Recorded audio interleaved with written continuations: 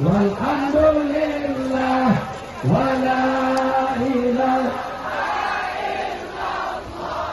wallahu akbar wala. Syederalun, Ustadz Abdul Somad sempat terharu hingga memuji warga Kota Luxmawe yang tetap rela bertahan di tengah hujan deras hanya demi mendengarkan tausiah yang berlangsung di halaman Hirak. Dalam tablik akbar kali ini, Ustadz Abdul Somad diminta memberikan ceramah tentang cara mengatasi kenakalan remaja. UAS mengaku sebelumnya sudah mendengar kabar informasi tentang kenakalan remaja di Kota Luxmawe kian merajalela.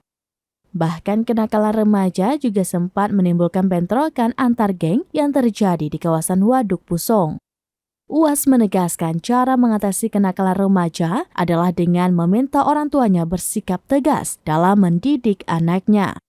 Kenakalan remaja tak bisa disalahkan kepada pemerintah, Polri, atau TNI, tapi semua bertanggung jawab termasuk ibu dan ayahnya.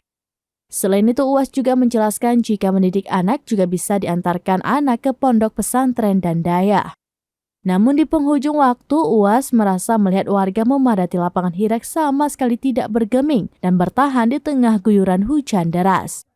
Sehingga UAS pun menegaskan tidak benar kalau anak Kota Luxmawe suka pacaran, suka geng motor.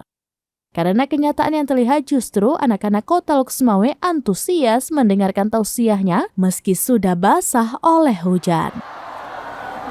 Maulaya salli wa sallim daiman abada ala habibika khairil khalqi